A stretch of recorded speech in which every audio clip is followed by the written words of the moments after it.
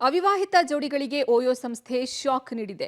ಅದೇನದು ಶಾಕ್? ಇನ್ಮುಂದೆ unmarried ಕಪಲ್ಗೆ OYO entry ಇರುತ್ತಾ ಇರಲ್ವಾ ಅನ್ನೋ ಕುತೂಹಲನ ಈ ಸ್ಟೋರಿ ನೋಡಿ ಓಯೋ ನೀಡಿದ ಶಾಕ್ ಎಂಥದ್ದು ಅನ್ನೋದು ಗೊತ್ತಾಗುತ್ತೆ. ಓಯೋ ಓಯೋ ಅನ್ನೋರಿಗೆ ಶಾಕ್. ಓಯೋ ಸಂಸ್ಥೆಯ ಸಂಚಲನ ನಿರ್ಣಯ. ಇನ್ಮುಂದೆ ಅವಿವಾಹಿತ ಜೋಡಿಗಳಿಗಿಲ್ಲ ರೂಮ್.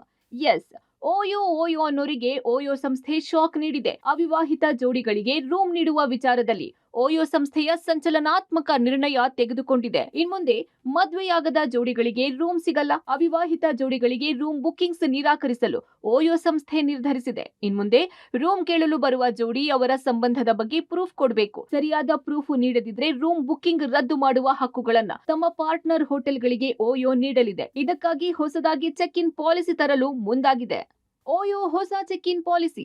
ಓಯೋ ಸುರಕ್ಷಿತವಾದ, ಜವಾಬ್ದಾರಿಯುತವಾದ ಆತಿಥ್ಯ ಪದ್ಧತಿಗಳನ್ನು ಜಾರಿ ಮಾಡಲು ಬದ್ಧವಾಗಿರುತ್ತದೆ ಎಂದು ತಿಳಿಸಿದ್ದಾರೆ.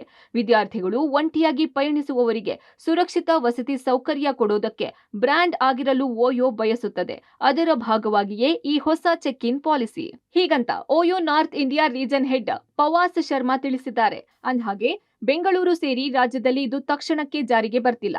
ಈ ಹೊಸ ಚೆಕ್ ಇನ್ ನಿಯಮವನ್ನ ಉತ್ತರ ಪ್ರದೇಶದ ಮೀರತ್ನಲ್ಲಿ ಓಯೋ ಕಂಪನಿ ಜಾರಿಗೆ ತಂದಿದೆ.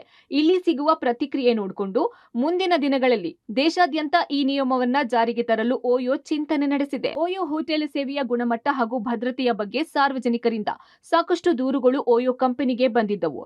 ಇದನ್ನ ಪರಿಶೀಲಿಸಿ ಚೆಕ್ ಇನ್ ವಿಚಾರದಲ್ಲಿ ಹೊಸ ನಿಯಮ ಜಾರಿಗೆ ತರಲಾಗಿದೆ. ಈ ಹೊಸ ನಿಯಮದ ಪ್ರಕಾರ ಹೋಟೆಲ್ಗೆ ಬರುವ ಜೋಡಿಗಳು ಕಡ್ಡಾಯವಾಗಿ ತಮ್ಮ ಸಂಬಂಧದ ಪುರಾವೆ ತರುವುದು ಕಡ್ಡಾಯವಾಗಿದೆ.